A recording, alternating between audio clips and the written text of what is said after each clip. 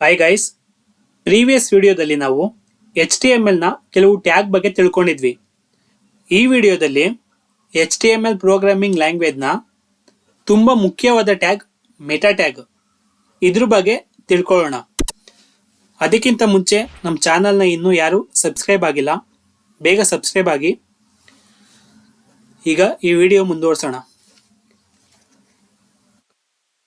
Meta tag ಅಂದ್ರೆ,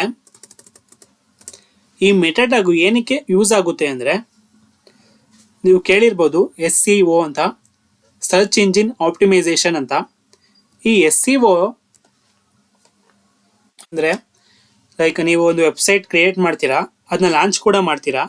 ಆ ವೆಬ್ಸೈಟ್ನ ಯಾರೋ ಒಬ್ರು ಯೂಸರ್ ನೋಡಬೇಕು, ಮತ್ತೆ ಅದನ್ನ ಸರ್ಚ್ ಮಾಡಬೇಕು. ಅದಕ್ಕೆ ಏನೋ ಒಂದು ಬೇಕಲ್ಲ ಕಂಟೆಂಟು, ಅದಕ್ಕೆ ಇದು ಮೆಟಾ ಟ್ಯಾಗ್ ಯೂಸ್ ಆಗುತ್ತೆ. ಲೈಕ್ ಗೂಗಲಲ್ಲಿ ಆರ್ ಎನಿ ಬ್ರೌಸರಲ್ಲಿ ನಿಮ್ಮ ವೆಬ್ಸೈಟ್ನ ಸರ್ಚ್ ಮಾಡಬೇಕಂದ್ರೆ ಈ ಮೆಟಾ ಟ್ಯಾಗ್ ಅಂದರೆ SEO ಯೂಸ್ ಆಗುತ್ತೆ. ಈ ಮೆಟಾ ಟ್ಯಾಗಲ್ಲಿ ಫಸ್ಟ್ ಬಂದು ಇಲ್ಲಿ ಚಾರ್ ಸೆಟ್ ಅಂತ ಇದೆ. ಚಾರ್ ಸೆಟ್ ಅಂದರೆ ಕ್ಯಾರೆಕ್ಟರ್ ಸೆಟ್ ಅಂತ.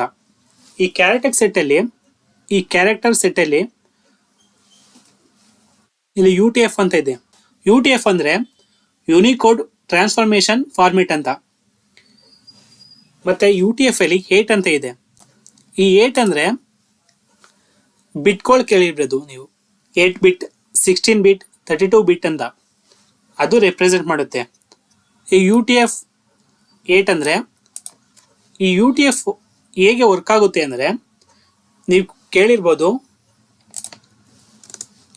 ASCII ASCII ಕೋಡ್ ಅಂತ, American standard code for information interchange ಅಂತ.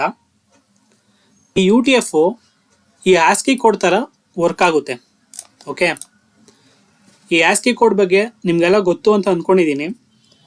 ಇಂಜಿನಿಯರಿಂಗ್ನಲ್ಲಿ, ಕಾಲೇಜ್ನಲ್ಲಿ ಎಲ್ಲ ಹೇಳ್ಕೊಟ್ಟಿರ್ತಾರೆ. ಓಕೆ, ಇದಾಯಿತು. ನೆಕ್ಸ್ಟ್ ಬಂದು ಮೆಟಾ ಟ್ಯಾಗಲ್ಲಿ ಇಲ್ಲಿ ನೇಮ್ ಅಂತ ಇದೆ, ಇಲ್ಲಿ ವ್ಯೂ ಪೋರ್ಟ್ ಅಂತ ಇದೆ. ಈ ವ್ಯೂ ಪೋರ್ಟಲ್ಲಿ ಕಂಟೆಂಟ್ನ ನಾವು ವೆಡ್ತ್ = ಡಿವೈಸ್ ವೆಡ್ತ್ ಇನಿಷಿಯಲ್ ಸ್ಕೋಪ್ ಅಂತ ಕೊಟ್ಟಿದ್ದೀವಿ. ಇದೇನಕ್ಕೆ ವರ್ಕ್ ಆಗುತ್ತೆ ಅಂದರೆ, ನಿಮ್ಮ ವೆಬ್ಸೈಟ್ ಲಾಂಚ್ ಮಾಡಿದಾಗ ಕೆಲವು ಯೂಸರ್ಸು ಲ್ಯಾಪ್ಟಾಪಲ್ಲಿ ನೋಡ್ತಾರೆ, ಕೆಲವರು ಫೋನಲ್ಲಿ ನೋಡ್ತಾರೆ, ಕೆಲವರು ಟ್ಯಾಬಲ್ಲಿ ನೋಡ್ತಾರೆ. ಆ ಮೊಬೈಲಿಗೆ, ಆ ಲ್ಯಾಪ್ಟಾಪಿಗೆ, PC-ಗೆ, ಆ ಟ್ಯಾಬ್ಗಳಿಗೆ ನಿಮ್ಮ ವೆಬ್ಸೈಟು ಆ ಸ್ಕ್ರೀನಿಗೆ ಕರೆಕ್ಟಾಗಿ ಸೆಟ್ ಆಗಬೇಕಲ್ಲ. ಅದಕ್ಕೆ ಈ ವಿಡ್ತು, ಡಿವೈಸು ವಿಡ್ತು, ಈ ವ್ಯೂ ಪೋರ್ಟು ಯೂಸ್ ಆಗುತ್ತೆ. ಓಕೆ, ಇದು ತುಂಬ ಇಂಪಾರ್ಟೆಂಟು. ಏನಕ್ಕೆ ಅಂದರೆ, ಒಬ್ಬ ಯೂಸರ್ಸು ಮೊಬೈಲ್ ನೋಡ್ಬೋದು, ಲ್ಯಾಪ್ಟಾಪಲ್ಲಿ ನೋಡ್ಬೋದು ನಿಮ್ಮ ವೆಬ್ಸೈಟ್ನ. ಸೊ ಅದಕ್ಕೆ ಇದು ತುಂಬಾ ಇಂಪಾರ್ಟೆಂಟು, ಇದು ಬೇಕೇ ಬೇಕು. ನೆಕ್ಸ್ಟ್ ಬಂದು ನೇಮ್ ಅಂತ ಕೊಟ್ಟಿದ್ದೀವಿ, ಇಲ್ಲಿ ಕೀಬೋರ್ಡ್ ಅಂತ ಇದೆ. ಈ ಕೀಬೋರ್ಡು ಇಲ್ಲಿ ಕಂಟೆಂಟ್ ಅಂತ ಇದೆ. ಈ ಕಂಟೆಂಟಲ್ಲಿ ನಾನು ಕೋಡಿಂಗ್ ಉತ್ಸವ ಅಂತ ಬರೆದಿದ್ದೀನಿ, ಮತ್ತು HTML ಆ್ಯಂಡ್ CSS ಕೋರ್ಸ್ ಅಂತ ಬರೆದಿದ್ದೀನಿ. ನೆಕ್ಸ್ಟು HTML ಕೋರ್ಸ್ ಅಂತ ಕೂಡ ಬರೆದಿದ್ದೀನಿ.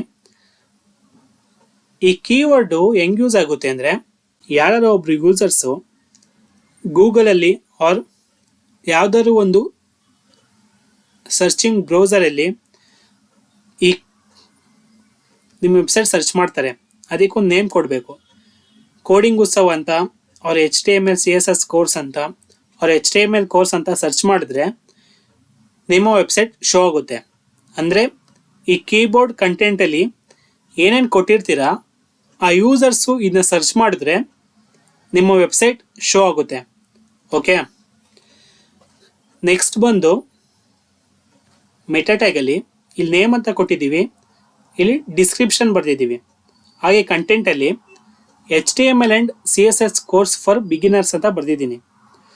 ಇದೇ ಯೂಸ್ ಆಗುತ್ತೆ ಅಂದರೆ, ನೀವೊಂದು ಯೂಟ್ಯೂಬ್ ಅಕೌಂಟು ಕ್ರಿಯೇಟ್ ಮಾಡ್ಬೇಕಾದ್ರೆ ಅದಕ್ಕೊಂದು ಡಿಸ್ಕ್ರಿಪ್ಷನ್ ಕೊಟ್ಟಿರ್ತೀರ. ಓಕೆ, ಅದೇ ಥರ ಕೂಡ ಇಲ್ಲೊಂದು ವೆಬ್ಸೈಟ್ ಕ್ರಿಯೇಟ್ ಮಾಡಿದಾಗ ಇದಕ್ಕೊಂದು ಡಿಸ್ಕ್ರಿಪ್ಷನ್ ಕೊಟ್ಟಿದ್ದೀವಿ. ಈ ಕೀವರ್ಡ್ಸಲ್ಲಿ ಈ ಕೋಡಿಂಗ್ ಉತ್ಸವ HTML CSS course, HTML course ಅಂತ ಸರ್ಚ್ ಮಾಡಿದ್ರೆ ಓಪನ್ ಆಗುತ್ತೆ. ಅಕಸ್ಮಾತ್ ಅವರು ಬೇರೆ ಏನಾದ್ರು ಸರ್ಚ್ ಮಾಡಿ ನೀವು ಇಲ್ಲಿ ಡಿಸ್ಕ್ರಿಪ್ಷನ್ ಕೊಟ್ಟಿರ್ತೀರಲ್ಲ, ಅದ್ರ ರಿಲೇಟೆಡ್ ಆಗಿ ಅವ್ರು ಸರ್ಚ್ ಮಾಡಿದ್ರೆ ನಿಮ್ಮ ವೆಬ್ಸೈಟ್ ಕೂಡ ಶೋ ಆಗುತ್ತೆ ಆಪ್ಷನ್ ಆಗಿ. ಓಕೆ, ಇದು ಡಿಸ್ಕ್ರಿಪ್ಷನ್ನು. ನೆಕ್ಸ್ಟು ಈ ಮೆಟಾ ಟ್ಯಾಗಲ್ಲಿ ನೇಮ್ ಅಂತ ಕೊಟ್ಟಿದ್ದೀವಿ, ಇಲ್ಲಿ ಆಥರ್ ಅಂತ ಕೊಟ್ಟಿದ್ದೀವಿ, ಕಂಟೆಂಟಲ್ಲಿ ಕೋಡಿಂಗ್ ಉತ್ಸವ ಅಂತ ಕೊಟ್ಟಿದ್ದೀವಿ. ಈ ಆಥರ್ಗೆ, ಈ ವೆಬ್ಸೈಟ್ಗೆ ಆಥರು ನಾನೇ, ಕೋಡಿಂಗ್ ಉತ್ಸವ, ಅದಕ್ಕೆ ನನ್ನ ಹೆಸರಿಗೆ ಕೊಟ್ಟಿದ್ದೀನಿ. ಇದೇನಕ್ಕೆ ಯೂಸ್ ಆಗುತ್ತೆ ಅಂದರೆ ಕಾಪಿ ರೈಟಿಂಗ್ಗೆ ಯೂಸ್ ಆಗುತ್ತೆ. ನೀವು ಯಾವ್ದಾದ್ರು ಒಂದು ವೆಬ್ಸೈಟ್ ಕ್ರಿಯೇಟ್ ಮಾಡಿದಾಗ ಅದನ್ನ ಯಾರು ಕಾಪಿ ಮಾಡಬಾರ್ದು, ನಿಮ್ಮ ವೆಬ್ಸೈಟ್ನ ಫೇಕ್ ಮಾಡಿಕೊಂಡು ಅವರು ಯೂಸ್ ಮಾಡಬಾರ್ದಲ್ಲ. ಸೊ ಅದಕ್ಕೆ ಇದು ಕಾಪಿ ರೈಟಿಂಗ್ ಥರ ವರ್ಕ್ ಆಗುತ್ತೆ. ಓಕೆ, ನೆಕ್ಸ್ಟ್ ಬಂದು ಮೆಟಾ ಟ್ಯಾಗಲ್ಲಿ ಇಲ್ಲಿ HTTP EQ ಅಂತ ಕೊಟ್ಟಿದ್ದೀವಿ, ಅದ್ರ ಮುಂದೆ ರಿಫ್ರೆಶ್ ಅಂತ ಕೊಟ್ಟಿದ್ದೀವಿ. ಈ ಕಂಟೆಂಟಲ್ಲಿ 30 ಅಂತ ಕೊಟ್ಟಿದ್ದೀವಿ. ಅಂದರೆ ನಿಮ್ಮ ವೆಬ್ಸೈಟು 30 ಸೆಕೆಂಡಿಗೆ ಒಂದ್ಸಲಿ ರಿಫ್ರೆಶ್ ಆಗ್ತಾ ಇರುತ್ತೆ. ಇದು ಏನಕ್ಕೆ ಯೂಸ್ ಆಗುತ್ತೆ ಅಂದರೆ ಇಲ್ಲಿ 30 ಅಂತಲೂ ಕೊಡ್ಬೋದು, ಆರ್ 60 ಅಂತಲೂ ಕೊಡ್ಬೋದು, ಎಷ್ಟಾದ್ರೂ ಕೊಡ್ಬೋದು. ಓಕೆ, ಕೊಟ್ಟಾಗ ಇದು 60 ಸೆಕೆಂಡಿಗೆ ಒಂದ್ಸಲಿ ರಿಫ್ರೆಶ್ ಆಗಿ ಎಷ್ಟೋ ಜನ ಯೂಸರ್ಸು ವಿಸಿಟ್ ಮಾಡಿದರು, ನಿಮ್ಮ ವೆಬ್ಸೈಟಲ್ಲಿ ಏನೇನು ಆ್ಯಕ್ಟಿವಿಟಿ ಆಗಿತ್ತು ಅದನ್ನೆಲ್ಲ ನಿಮಗೆ ಅಪ್ಡೇಟ್ ಆಗುತ್ತೆ. ಸೊ ಅದಕ್ಕೆ ಇದು ಯೂಸ್ ಆಗುತ್ತೆ. ಓಕೆ, ಇದು ಮೆಟಾ ಟ್ಯಾಗ್ ಬಗ್ಗೆ ಇವತ್ತಿನ ಕ್ಲಾಸು. ಐ ಹೋಪ್ ಈ ವಿಡಿಯೋ ನಿಮಗೆ ತುಂಬ ಹೆಲ್ಪ್ಫುಲ್ ಆಯಿತು ಅಂತ ಅಂದ್ಕೊಂಡಿದ್ದೀನಿ. ಓಕೆ, ನೆಕ್ಸ್ಟ್ ಕ್ಲಾಸಲ್ಲಿ HTML ಬಗ್ಗೆ, ಇನ್ನೂ ಕೆಲವು ಟ್ಯಾಗ್ ಬಗ್ಗೆ ತಿಳ್ಕೊಳ್ಳೋಣ. Thank you.